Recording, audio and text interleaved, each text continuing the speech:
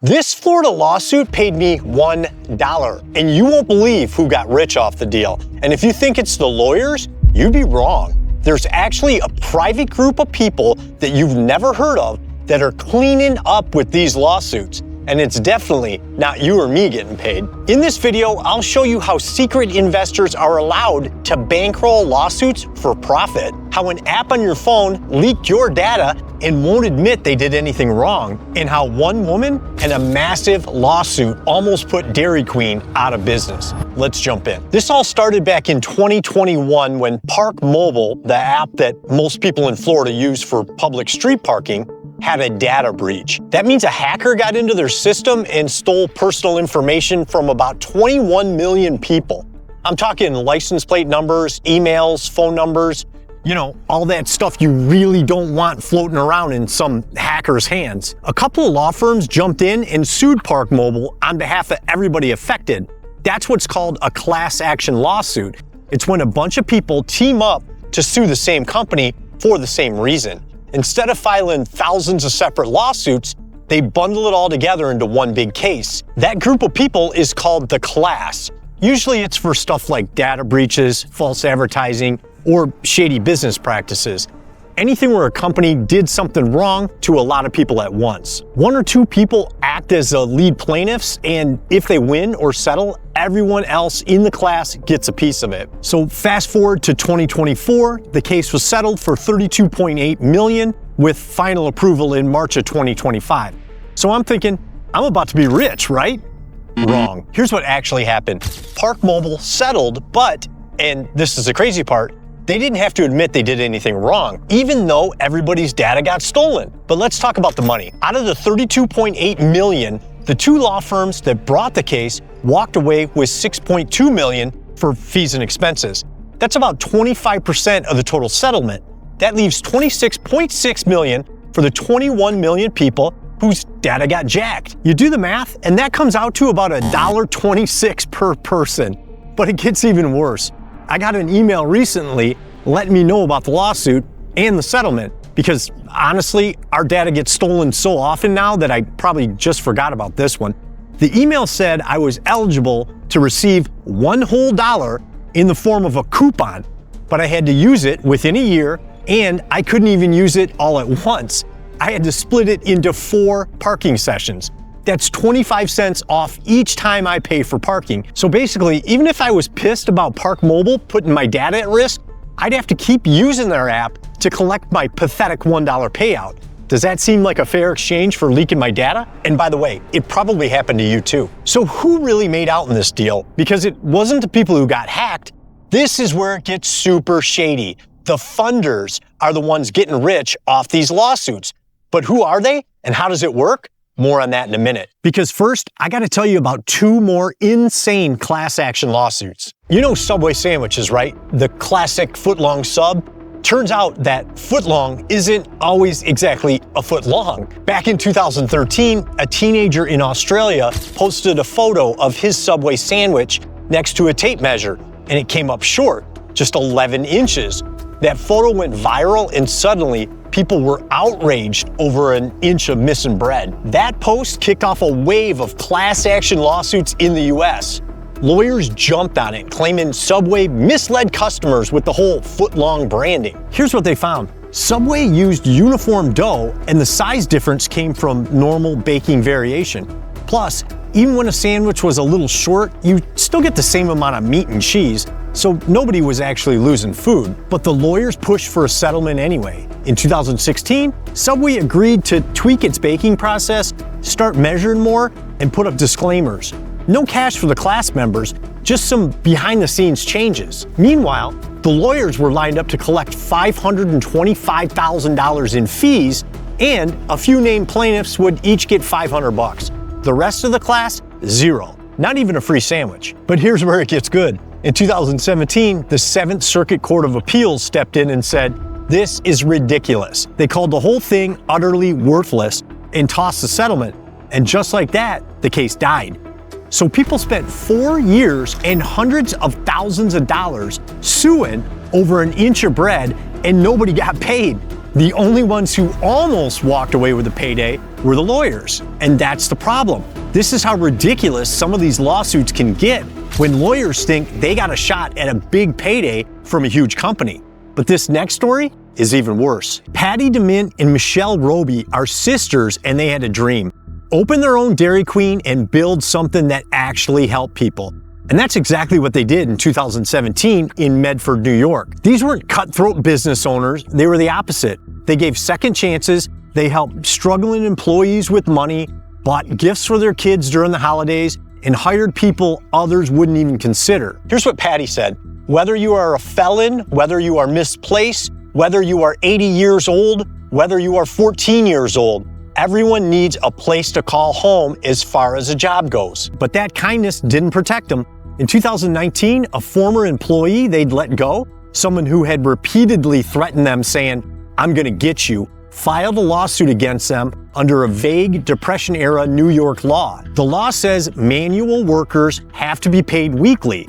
The sisters, like many small businesses, were paying bi-weekly, and no one had ever flagged it as a problem, not even during a state audit. Suddenly, they were staring down a $6 million lawsuit. They were terrified that they might lose their business and even their homes. To avoid total financial ruin, they settled out of court for $450,000. And here's the part most people don't realize. After the lawyers took their cut, the former employees ended up with around $200 each. Michelle said this: the employees are getting pennies on the dollar, which is further proof that these lawsuits don't help the employees. They help the lawyers. An employee who works for the DQ sisters even launched a GoFundMe calling the sisters a true second chance company and surrogate mothers when life gets tough. And after everything they went through, the DQ sisters still stepped up to make sure other small business owners wouldn't get hit the same way. They worked with New York lawmakers and helped push for a change in the law. Now, businesses that pay employees every 2 weeks are only responsible for paying interest on any so-called late wages, not facing massive lawsuits like the one that nearly wiped them out. Their $450,000 settlement wouldn't happen today under the new rules. So you got real people trying to live their dream and help out people in their community, getting crushed by a legal system that lets lawyers and funders turn lawsuits into profit machines. But I gotta be honest, even though I've been ripping on class action lawsuits pretty hard, and most of the time they deserve it, but not all class actions are garbage. When they're done right, they can actually be the only shot regular people have to fight back against big companies that screw them over. Remember the movie Erin Brockovich, the one with Julia Roberts? That was based on a real person and a real class action case. Back in the 90s, a small town in California called Hinckley had people getting sick, like really sick. It turns out the local utility company, Pacific Gas and Electric, had been dumping toxic chemicals into the water supply for years. People were having all kinds of massive health problems, and nobody would listen or help them. That's when Erin Brockovich, a legal assistant with no formal law degree, started digging. She helped build a class action case against PG&E, and it turned into one of the biggest environmental lawsuits in US history. In the end, the case settled for $333 million in 1996. And guess what? That money actually went to the people who were hurt. Families got real compensation. It didn't get swallowed up in legal fees and coupons. That's what a class action is supposed to do. Help regular people take on the giants when one person alone couldn't afford to. So I'm not saying we should throw out the whole system, but let's be real. Those kinds of cases are the exception, not the rule. Most class actions today don't look like Erin Brockovich. They look like sandwich lawsuits and parking app coupons. And that's the problem. These lawyers and funders have found a way to make big money off these hurt people. And the biggest issue with class action lawsuits isn't just the lawyers, it's the secret money behind them. There's this thing called third-party litigation funding, or TPLF. It's when outside investors like hedge funds, private equity firms, or even random finance companies dump money into a lawsuit hoping to cash out later. They're called funders. They're not part of the case, they didn't get hurt, they're just investors betting it'll pay off, so they bankroll the case. And to be fair, not all class actions have funders. but a lot of them do, and it's almost impossible to know which ones. So let's say a class action settles for $100 million. Before anyone in the class sees a check, these funders might walk away with 25 or even 30% of the profit, not for doing legal work, just for fronting the cash. Or a better way to put it, investing in the case. And the crazy part? Nobody knows who they are or what deals they've made. These funding agreements are basically kept totally secret, not just from the public, but from judges, class members, and sometimes even the other side of the case. So how do you know if the lawyers are really fighting for the class or just protecting the funder's payday? You don't. Maybe they settle early for less than the case is worth, just to make sure the funder gets paid. Maybe they agree to weird terms behind the scenes.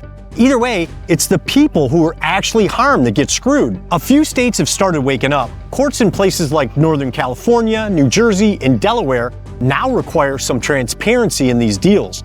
And Montana passed a law in 2023 that actually makes funders register with the state, reveal their agreements in court, and puts a 25% cap on how much they can take. If someone's making money off your lawsuit, you deserve to know who they are, how much they're taking, and whether it's coming out of your pocket. Because class actions should help real people, not just make funders and lawyers rich. And companies should never be allowed to settle by handing out coupons for their own services. That's not justice. That's a sales promotion. If a company screws up bad enough to get sued, you shouldn't have to keep using their product just to claim your $1 in coupons. That's like saying, sorry we leaked your info, here's 10% off your next hack. Florida should ban that garbage. If there's a settlement, it should be cash or something with real value. You shouldn't have to log back into the app that lost your data just to claim your prize. That's not compensation, it's a trap. Governor DeSantis and the boys do a great job of protecting Florida residents from crap like this, and the Park Mobile case was tried in Georgia, so Florida courts had no control over it.